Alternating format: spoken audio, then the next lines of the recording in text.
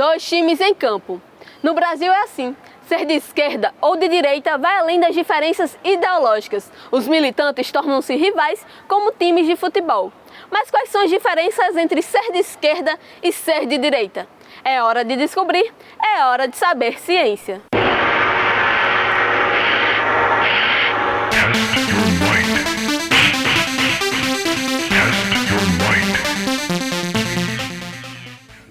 As divisões políticas de esquerda e direita teriam surgido durante a Revolução Francesa, no século XVIII. A questão da esquerda e direita data da época da Revolução Francesa, com aqueles personagens da Revolução mais ligados à quebra do status quo, à Revolução, sentando mais à esquerda na Assembleia Nacional, né?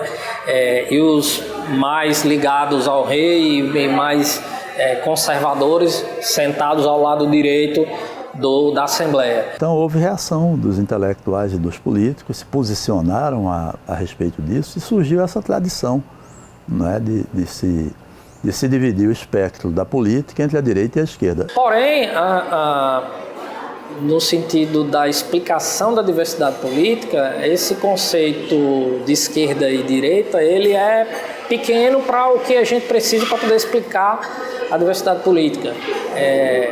Porque nos dias atuais o que a gente vê é mais uma torcida de futebol, um fla-flu, do que uma identificação ideológica com os pensamentos de esquerda ou os pensamentos de direita. O que ele quer dizer é que nem só as ideias políticas definem o espectro político. O Wellington se identifica como militante de esquerda. Para ele, a justiça social e a preocupação com a inclusão são motivos para fazer parte do movimento. Eu diria que ser de esquerda é, em primeiro lugar, ser humanista. Está preocupado com o ser humano. Ele está sempre observando como o desenvolvimento econômico de uma nação, no caso eu sou economista, pode fazer com que haja uma melhor distribuição de riqueza e que as classes mais pobres possam ter ascensão social. A contraponto, já o Fran é militante de direita. Ele acredita na necessidade da propriedade privada. A direita conservadora, que é aquela com a qual eu me identifico, ela basicamente se identifica com, acima de tudo, o trabalho. Nós acreditamos que o trabalho dignifica o homem, nós acreditamos que o trabalho dá os frutos de tudo aquilo que nós queremos conquistar. Daí vem, por exemplo, a propriedade privada, que é um dos princípios que o conservador acredita. Ela é sagrada porque a propriedade privada ela é o fruto do nosso trabalho. Mas para além das crenças de esquerda e direita, nós temos o centro, movimento que se identifica mais com o liberalismo. Se a gente for adotar uma descrição mais empírica, né, nós vamos ver aí uma direita, uma esquerda e um centro. Não é? E intermediando isso aí a centro-direita e a centro-esquerda. Não é? E às vezes essas correntes também se misturam. Isso também tem relação com a outra divisão ideológica que é característica da modernidade, com a emergência de certas tradições ideológicas que se firmam na modernidade.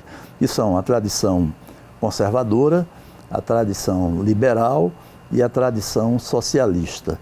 Nesse ponto, nós temos três correntes ideológicas bem definidas. Conservadora, mais identificada pelos militantes da direita, a socialista, mais da esquerda, e liberal, identificada mais pelo centro. Na perspectiva de alguns autores, os liberais são de centro, os conservadores são de direita e os socialistas são de esquerda. Mas às vezes você tem liberais conservadores ou conservadores liberais. Às vezes você tem socialistas liberais, né, ou liberais socialistas. Agora, a composição entre conservadores e socialistas é mais difícil de ocorrer, mas às vezes acontece. Em que é que o pensamento conservador, ou seja, o pensamento de direita, investe? Investe na tradição, não é? Investe no pertencimento das pessoas a certos grupos primários, né? Por exemplo, a família, a igreja, a comunidade. Os conservadores costumam mais se aproximar das elites. Já os liberais são mais flexíveis, né? O centro é mais flexível, né? Os liberais se identificam com o ideário da modernidade, né? Eles valorizam a questão da liberdade individual, da liberdade de pensamento, da liberdade de expressão, do direito de reunião, do direito de associação. Eu estou falando dos liberais do ponto de vista político, né? Existe um liberalismo estritamente econômico, né? Que é a defesa do livre mercado, a defesa do não intervencionismo estatal. Liberais e conservadores se aproximam nisso, né? Ambos defendem majoritariamente uma economia de tipo capitalista. Quanto aos socialistas, uma parcela dos socialistas valorizam o patrimônio, né, de algumas ideias liberais, sobretudo a defesa das liberdades individuais, do direito de expressão, mas eles propõem uma democracia mais, digamos assim, uma democracia mais participativa.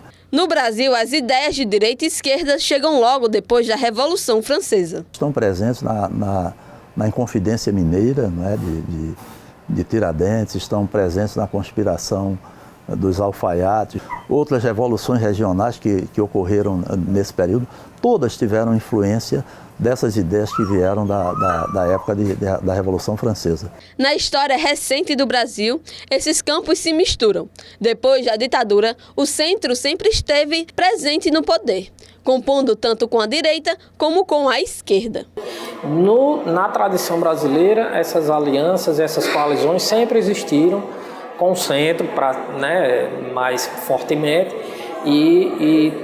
para trazer essa governabilidade. Então, a gente não poderia dizer que o Brasil teve um governo essencialmente de esquerda ou essencialmente de direita. Agora, pela primeira vez, nós estamos tendo um governo essencialmente que a gente pode até chamar de extrema direita. Mas no período de regime democrático, principalmente da redemocratização para cá, sempre houve essa aliança, ora da esquerda com o centro, ora da direita com o centro.